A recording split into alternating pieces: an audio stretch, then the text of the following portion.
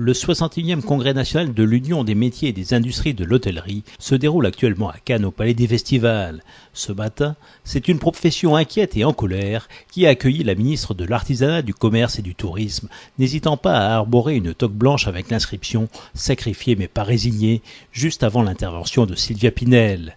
Cette dernière a d'ailleurs préféré retenir de ce slogan que la profession n'était pas résignée et elle a profité de sa venue à Cannes pour annoncer quelques mesures susceptibles de redynamiser la filière touristique.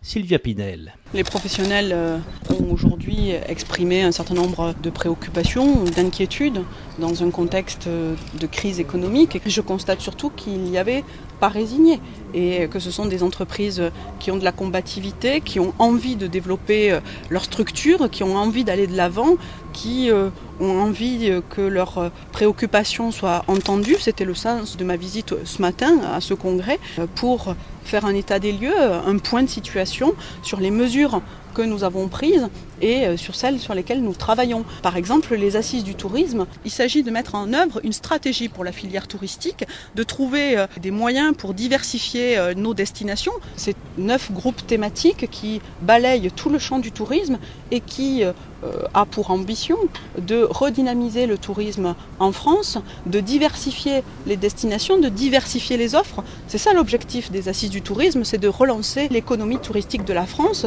C'est aussi créer de l'emploi, créer de la croissance, parce que le tourisme a un poids significatif dans notre économie. Ces chantiers, comme les assises, bien sûr, prennent du temps. Il faut une mobilisation collective. Ça avait été demandé depuis des années et personne ne l'avait fait. Nous venons de les installer avec une volonté très forte du président de la République et du Premier ministre. C'est ça aussi le message que je voulais porter, parce qu'il ouvre des perspectives, il ouvre des chantiers d'avenir. La principale revendication portée par le président de l'UMI, Roland Higuy, consistait à réclamer l'abandon de la hausse de la TVA prévue au 1er janvier.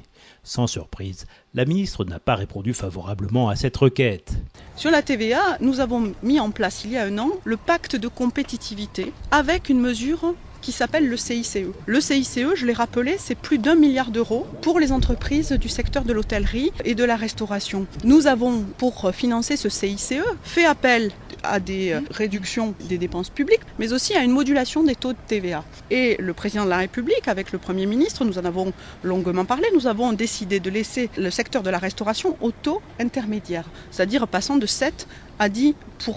Et c'est, je le précise, la moyenne européenne. On nous compare souvent avec l'Espagne. L'Espagne est à 10%. Sylvia Pinel a cependant reconnu que le gouvernement devait s'atteler à un gros travail de pédagogie, notamment pour faire connaître à un grand nombre d'entreprises du secteur les dispositions auxquelles elles ont droit. Aujourd'hui, ce que je constate, c'est que le CICE, par exemple, qui bénéficie à 90% des entreprises de ce secteur, contre 66% dans le reste de l'économie, n'est pas encore suffisamment utilisé par ces entreprises parce qu'elles n'ont pas toutes demandé le préfinancement. Nous avons un travail de pédagogie à mener pour dire à ces petites entreprises qu'elles ont accès à certains dispositifs.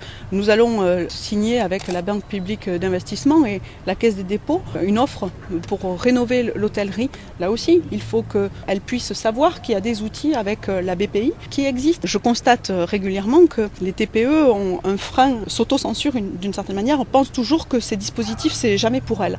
Alors que, nous le voyons, elles peuvent en bénéficier largement.